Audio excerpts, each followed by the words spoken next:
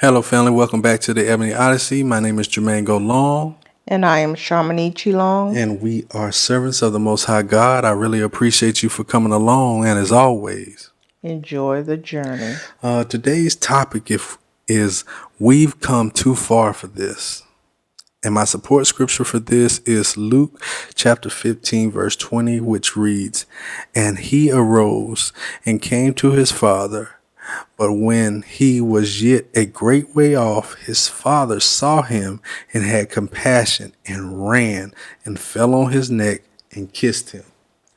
Now, man, you thinking like, man, what are y'all talking about today? Well, this right here is from the parable of the lost son. And I know a lot of people know this story because the young son, he wanted his money, he wanted his inheritance, so he got it, and he got out in them streets and he spent his money.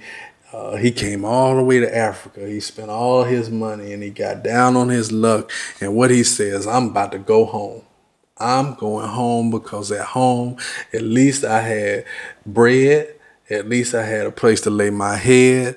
At least I had a place to do all these things. And then when he got home, what happened? The father ran out to him, right? Kissed him, hugged him, put him in a new robe, gave him a ring, all these things, right? So once that son got out of Africa and got back home, they came and showed all this love to him, right? And then the wonderful son that was there, he kind of got upset, kind of got salty, because he was mad they done killed the fatted cow. You know, they was mad that he done put the ring on him. Because he was like, man, I've been with you this whole time, and I ain't had nothing. I ain't even have a little kid of a goat to kick it with my homeboys and do stuff like that. And so, as we were talking tonight, I just wanted to kind of get into this topic of, being one who has traveled a great distance. And I know each and every one of y'all have traveled on vacation. You have went here, you have went there, and you've come home. Come home to a family that you had to leave for a time being to go out and conquer the world as you saw fit. And the thought is, what happens when you come home? Nietzsche, what happens when people go home? When people come home, typically they end up having to run around to see everybody instead of everybody coming to see them, even though they have come this long way. And that's crazy. Right here, we read about, the father seeing him from a far off distance, like he just pulled up in a car. It's like, who is that in my house? And your grandmama or your mama get up or your daddy get up and they see you and they're running out to hug you. But now, I just remember, coming home, it wasn't that caravan of people.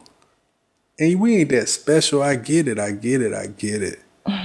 But, that's what this is always talking about, how we are to love our neighbor as we love ourselves. Wouldn't we want to be loved in this capacity, to have people run out happy to see us? Absolutely. Coming around.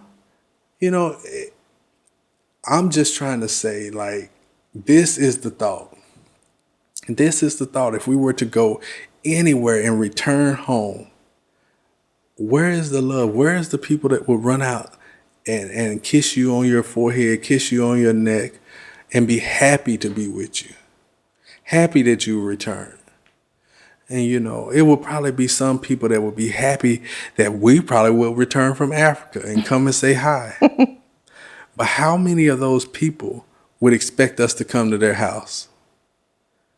How many of those people would say, oh, well, we at home. Whenever y'all get a chance. When you free. When you free. Before you go back. Before you go back. How far have you come? How far have you driven? How far have you flew? And what is the mindset of people? Like, how God is going to chase after us It's how we have to chase and love after the people that we're around. And that's hard.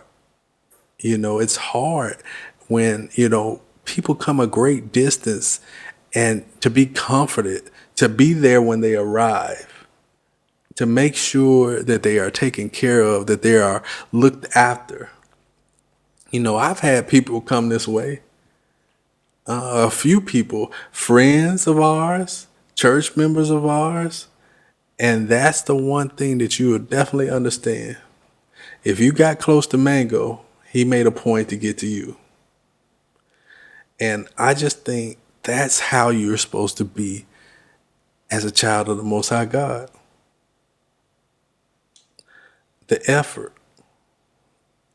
Well, how much effort do you think is required, Nietzsche? Is this something that you see now that we have sit and we reflected on this verse today? It doesn't take much effort, not at all. And it's more of a mutual respect. And you don't see that nowadays. People think, oh, not to say that they're owed something, but that the lack of respect is definitely there nowadays. It really is.